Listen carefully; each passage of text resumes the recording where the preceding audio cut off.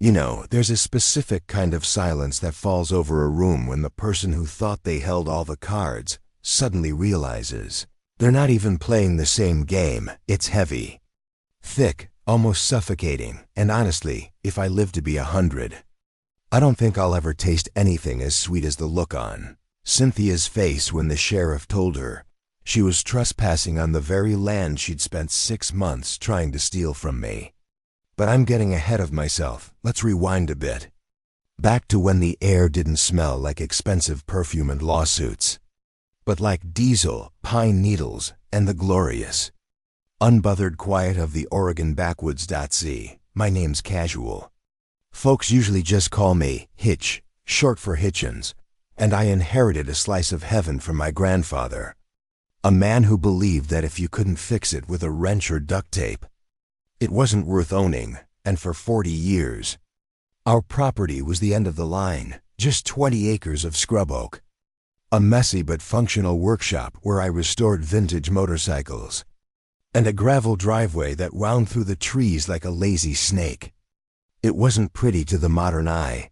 Maybe I had piles of scrap metal I was saving for later, half a dozen chassis covered in tarps, and grass that was cut whenever the mood struck me.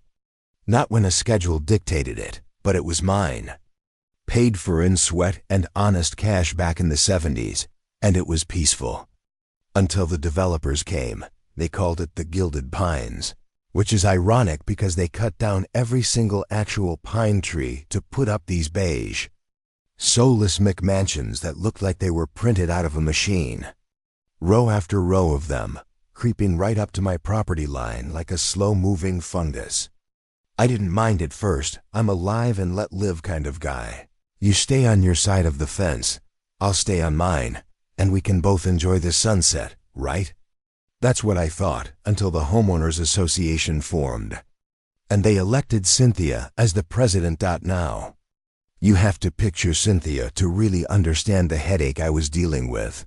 She was a woman who wore white pantsuits to inspect a construction site, drove a pristine white SUV that had never seen a speck of dirt, and had a smile that didn't reach her eyes, a smile that said, "I am better than you, and I will ruin your life just to prove it."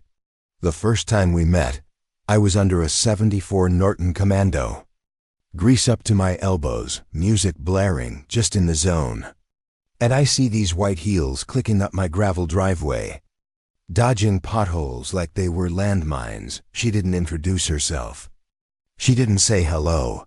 She just handed me a cream-colored envelope and said, "We need to talk about the visual pollution." And I wiped my hands on a rag. Stood up. I'm a big guy, 6'4", beard halfway down my chest, and I looked at her and said, "Ma'am, unless you're here to buy a bike, you're trespassing." But she didn't flinch. She just tapped the envelope and said, "The Gilded Pines community standards clearly state that adjacent properties must maintain a certain aesthetic to protect our property values. And frankly, Mr. Hitchens, this..." She waved a hand at my life's work. This junkyard is costing my residents money." I laughed. I actually laughed in her face because I thought she was joking. I told her, "Lady, I'm not in your HOA. I'm not in your neighborhood, and my property line ends 10 feet before your manicured lawn begins. So you can take your standards and file them in the trash." But she just smiled that terrifying, icy smile and said, "We'll see about that," and walked away. And I should have known right then. I should have felt the cold wind blowing. Because people like Cynthia don't retreat. They just reload. The war didn't start with a bang. It started with paper. So much paper. First came the noise complaints, the police showing up at 2 in the afternoon because I was running an air compressor, which is perfectly legal. Then came the EPA tips. Guys in suits poking around my soil looking for oil leaks that didn't exist because I run a clean shop. Then the county code enforcement citing me for unpermitted structures, which turned out to be a shed my grandpa built in 1955 that was grandfathered in. But I still had to waste days digging up old records to prove it. It was a death by 1,000 cuts. A slow, grinding attempt to bleed me dry of patience and money. And every time I saw her white SUV slow down as it passed my place, I could feel her eyes scanning for the next thing to report. But the real kicker, the thing that shifted this from a nuisance to a blood feud, happened 3 months in. See, my driveway, that winding gravel road, technically has an easement that allows access to the back utilities of their development. It's rarely used, maybe once a year by the power company. But Cynthia, in her infinite wisdom, decided that since the construction trucks for their new Phase 2 expansion were too heavy for their main paved roads, they would use my driveway as their construction entrance. I woke up one Tuesday to the sound of bulldozers, shaking my coffee cup off the table, and I walk out to see a line of dump trucks tearing up my gravel, widening my road, crushing my azaleas, just treating my land like a public highway. I ran out there, waving them down, screaming, and out pops Cynthia from the foreman's truck, wearing a hard hat that looked ridiculous on her. And she walks over with a clipboard and says, "It's a utility easement, Mr. Hitchens. We checked with the county. We have the right to access for infrastructure development. So please step aside or I'll have you cited for obstructing progress." I was seeing red. I mean, my hands were shaking. I was so mad. I told her, "This is for utility maintenance, not for heavy haulers to build your swimming pools." But she just smirked that smirk, and said, "If you want to fight it, hire a lawyer, but we both know you can't afford the kind of lawyers we have. So why don't you just be a good neighbor, clean up this mess of a property, and maybe we won't have to pave over your entire front yard to widen the access road." That was it. That was the moment. She didn't just want to use the road. She wanted to break me. She wanted me to sell, to move, to erase the stain of working class from her view. I watched those trucks roll past, kicking up dust onto my freshly painted bikes, and I realized playing nice was over, playing fair was over. I went inside, grabbed a beer, and sat in the dark for hours, just thinking. Because my grandpa didn't just leave me a wrench. He left me boxes and boxes of documents, old surveyor's journals, handwritten deeds from back when this whole valley was nothing but orchards. And I remembered something he told me once when I was a kid. Something about boundaries and how fences drift over time. I spent the next 2 weeks living in the county archives. I looked like a maniac, covered in dust, eyes bloodshot, going through microfiche and crumbling maps from the 1920s, ignoring the noise of the trucks outside my house, ignoring the new finds Cynthia was pasting to my gate every morning. I was looking for a weapon, and folks, I found a nuclear bomb. It turned out that when the original developers bought the land for Gilded Pines, they used a survey from the 1980s that had referenced a fence line as the boundary. But the fence had been moved in 1995 to accommodate a drainage ditch that was later filled in. The actual legal property line, the one on the master deed from 1948 that superseded everything else, wasn't where the fence was. My property, according to the iron pins buried 4 feet deep under the soil, didn't stop at the tree line. It extended 40 feet further east. Now, 40 feet doesn't sound like much, right? It's just a strip of grass, unless that 40-foot strip happens to cut directly through the brand new, grand marble entrance of the Gilded Pines subdivision. That's right. Their guardhouse, their fancy electronic gates, their landscaped fountain with the golden cherubs, and the only paved entry and exit for all 300 homes, was sitting entirely 100% on my land. I remember sitting there in the basement of the county clerk's office, staring at this map, tracing the line with my finger, and starting to laugh a low, crazy laugh that made the librarian shush me because Cynthia had been so focused on using the easement on my back road to bring in trucks. She never bothered to check who owned the land under her front door. She poked the bear, and she didn't realize the bear owned the cage, but I didn't rush. Oh no, you don't rush something this delicious. I went to a surveyor, a guy I've known for years, Paid him double to come out at dawn on a Sunday to locate the pins and verify everything quietly.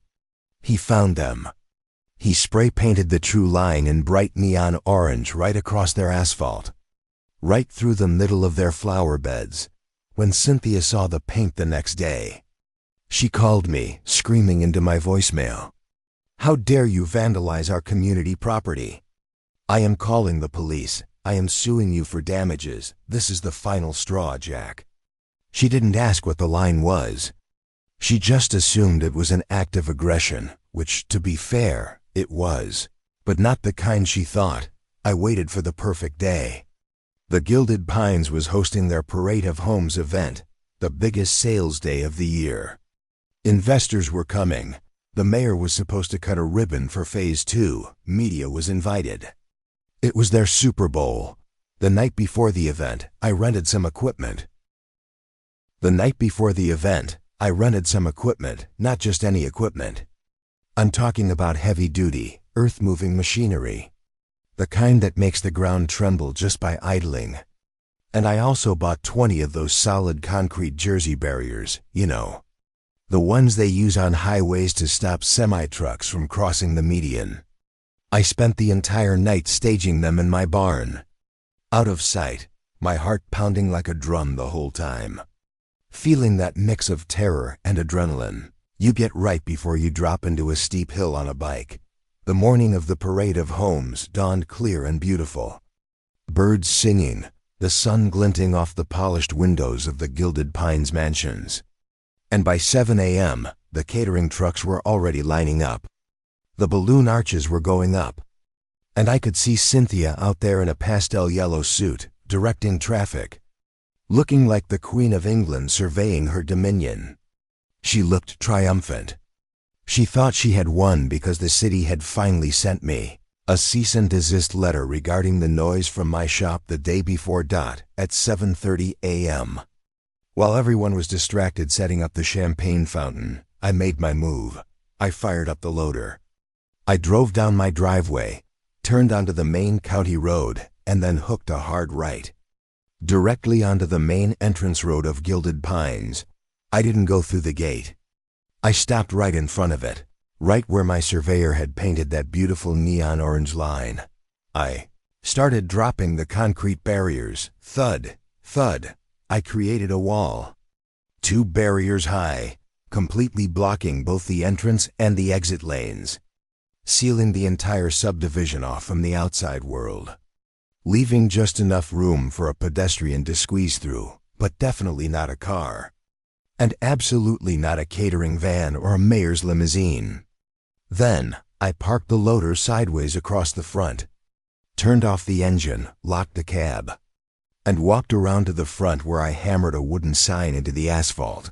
My asphalt. The sign read, "Private property, nitrogen monoxide trespassing, violators, will be towed." By the time I was hammering the last nail, Cynthia was sprinting towards me, actually sprinting, her heels clicking frantically.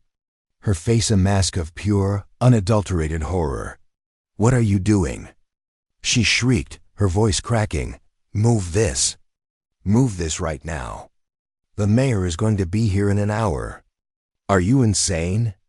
I leaned on my sledgehammer, took a slow breath, and looked her dead in the eye, the moment I had played out in my head 1,000 times. "Morning, Cynthia," I said, calm as a pond. "I'm just securing my property line. You know how important boundaries are to the HOA. I wouldn't want to be liable if someone tripped on my land. This is not your land." She screamed, spit flying. "This is the Gilded Pines main entrance. I have the police on the phone right now, and you are going to jail." "Call him," I said, pulling a folded-up notarized map out of my back pocket. "I'll wait." And wait we did. It took 10 minutes for the sheriff's deputies to arrive, flashing lights, sirens, the works. Cynthia was practically vibrating, pointing at me, yelling about domestic terrorism and vandalism. The deputy, a guy named Miller who I'd fixed a transmission for back in '09, walked up, looked at the concrete wall, looked at me, and sighed. "Hitch, what the hell is going on?" Trespassing dispute officer, I said, handing him the survey and the deed. These folks built their driveway on my land. I'm just reclaiming it. I've tolerated it long enough, but after they tore up my back road last week, I decided to enforce my rights. Miller looked at the paperwork. He looked at the orange spray paint that lined up perfectly with the old iron pins he could see in the grass. He looked at the massive permanent guardhouse that was clearly sitting on the wrong side of the line. He scratched his head. "Ma'am," Miller said, turning to Cynthia, who was currently trying to direct a confused catering van to turn around in a ditch. "Ma'am, you need to come look at this." "I don't need to look at anything." "Arrest him." "I can't arrest him for blocking his own driveway, ma'am," Miller said. And the silence that followed was absolute. Cynthia froze. "What? According to this deed and the county survey marks, this entrance belongs to him. You're trespassing." "Technically, that guardhouse is trespassing too." The color drained from her face so fast I thought she was going to faint. That's impossible. We have a gala. The investors. "I suggest you work something out with Mr. Hitchens," Miller said, tipping his hat. "Civil matter. Have a nice day." And he got back in his cruiser and left. So there we were. Me, Cynthia, and a wall of concrete. A line of luxury cars was starting to pile up on the county road, unable to get in. Residents inside were trying to leave for work and realizing they were trapped. Horns were honking. It was chaos. Beautiful symphonic chaos. Cynthia looked at the cars, then at me. Her arrogance was gone, replaced by sheer panic. "Jack," she said, her voice trembling, trying to find that fake sweetness she used on the city inspectors. "Jack, please. We can discuss this. Just move the barriers for today, please, the investors." "I don't think so," I said, crossing my arms. "You told me to clean up my property. I'm cleaning it up. I don't want all this traffic on my land. It devalues my aesthetic. What do you want?" She hissed, the mask slipping again. "Money? Is that it? You want a payout?" "I want you to admit you were wrong," I said. "And then we can talk about a lease." It took about 20 minutes for the HOA's lawyers to call me. They were screaming at first, threatening to sue me into oblivion, until I sent them the photos of the survey pins. Then the screaming stopped, and the whispering started. By noon, the parade of homes was canceled. The mayor never showed up. The investors turned around. But the best part? To get the residents out, and to get the construction crews in for the future, the HOA had to sign an emergency lease agreement with me. We drafted it right there on the hood of my truck. They agreed to pay me a monthly access fee to use the entrance, my entrance. And the price? Well, let's just say it was exactly enough to cover my property taxes, the restoration of my back road, and a nice little vacation fund. But I didn't stop there. I added a clause. A specific clause regarding the visual standards of the entrance. Since it was my land, I retained the right to decorate the entrance as I saw fit. So now, when you drive into the gilded pines, past the manicured hedges and the marble fountains, you have to drive past a pristine, vintage 1974 Norton Commando motorcycle mounted on a pedestal right next to the guardhouse, with a sign that says, "Welcome to Gilded Pines, courtesy of Hitch's Garage." Cynthia resigned 2 weeks later. She moved to a different development across town. I heard she tried to start an HOA there too, but word gets around. The neighborhood is quieter now.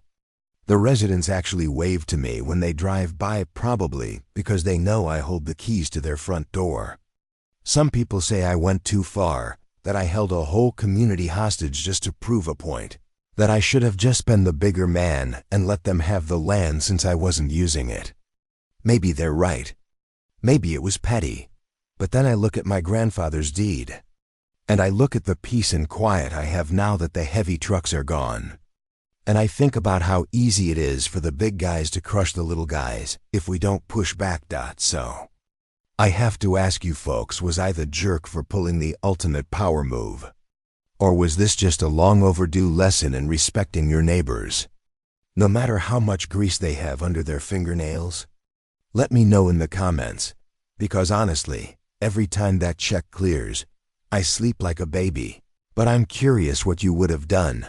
Don't forget to like and subscribe for more stories from the garage. Stay greasy, folks.